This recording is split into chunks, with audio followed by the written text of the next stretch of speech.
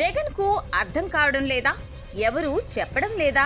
సీదిరి అప్పలరాజు పరామర్శ దేనికి సంకేతం? కొడుకును రక్షించడానికి అడ్డదారులు తొక్కింది నిజమే కదా?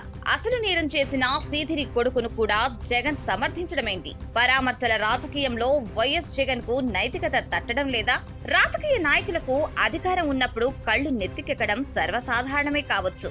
కానీ ఆ అహంకారం ఒక నిరుపేద ప్రాణాన్ని బలి తీసుకొని ఆపై ఆ నేరాన్ని కప్పిపుచ్చుకోవడానికి పన్నిన కుట్రలు మానవత్వాన్ని మంటగలుపుతున్నాయి.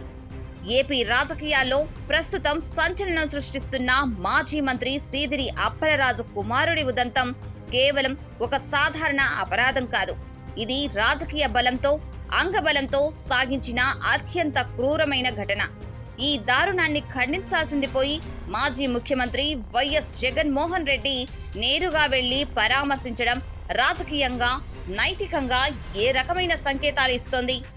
గొర్రెలు కాసుకుంటూ జీవనం సాగించే దానయ్య అనే నిరుపేద బడుగు జీవి అనుమానాస్పద రీతిలో మృతి చెందడం వెనుక పెద్ద తతంగమే నడిచింది. దానయ్యది హత్య కాదంటూ కొట్టి పారేయడం క్షమించరాని నేరం.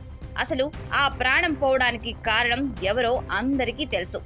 మాజీ మంత్రి సీదిరి అప్పలరాజు కుమారుడు సీదిరి ఆరవ్ వర్మ చేసిన తప్పిదాన్ని కప్పిపెట్టేందుకు ఏకంగా ఒక అమాయక యువకుడిని బలి పశువును చేశారు. సిద్ధార్థ్ త్యాడి అనే యువకుడిపై హత్యా నేపాన్ని నెట్టి అతన్ని బలవంతంగా జైలు పాలు చేయడం ద్వారా తమ తప్పును కడగాలని చూసిన తీరు అత్యంత హేయమైనది. ఎలాంటి లోకజ్ఞానం పరిపక్వత లేని సీదిరి ఆరవ్ వర్మ ఒంటరిగా ఈ కుట్రను అమలు చేయడం అసాధ్యం. ఈ మొత్తం ఉదంతంలో ప్రణాళిక రచించింది, అమలు చేసింది, సాక్ష్యాలను తారుమారు చేయడానికి ప్రయత్నించింది మాజీ మంత్రి సీదిరి అప్పలరాజేనన్నది జగమెరిగిన సత్యం.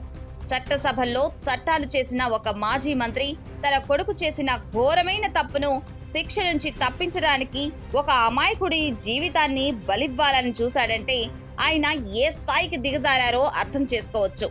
ఇక్కడ నేరం చేసిన కొడుకు ఆరవ్ వర్మ ఎంత దోషో ఆ నేరాన్ని తుడిచేయడానికి, అసలు దోషిని కాపాడడానికి సర్వశక్తులు వడ్డిన తండ్రి సీదిరి అప్పలరాజు అంతకంటే పెద్ద అపరాధి. ఇలాంటి నీచమైన కుట్రలో భాగస్వామిగా ఉన్న సీదిరి అప్పలరాజును అరెస్టు చేస్తే వైఎస్ జగన్మోహన్ రెడ్డి స్వయంగా వెళ్లి పరామర్శించడం రాష్ట్ర ప్రజలను విస్మయానికి గురి చేస్తుంది. ఒక నిరుపేద కుటుంబానికి న్యాయం చేయాలని డిమాండ్ చేయాల్సిన ప్రతిపక్ష నేత హత్యాయత్నాన్ని, సాక్ష్యాల తారుమారును వెనకేసుకొస్తున్న మాజీ మంత్రిని పరామర్శించడం దేనికి సంకేతం? ఇది కేవలం రాజకీయ మద్దతు మాత్రమే కాదు, తప్పు చేసిన వాళ్లకు అండగా నిలబడతామనే తప్పుడు సంకేతాన్ని సమాజానికి ఇవ్వడమే అవుతుంది. ఇలాంటి వివాదాస్పద అంశాల్లో జోక్యం చేసుకోవడం, నేరస్తులను వెనకేసుకొచ్చేలా వ్యవహరించడం వైఎస్ జగన్ రాజకీయ భవిష్యత్తుకు తీవ్రమైన డ్యామేజ్ చేస్తుందనడంలో ఎలాంటి సందేహం లేదు. ప్రజలు అన్నీ గమనిస్తున్నారు.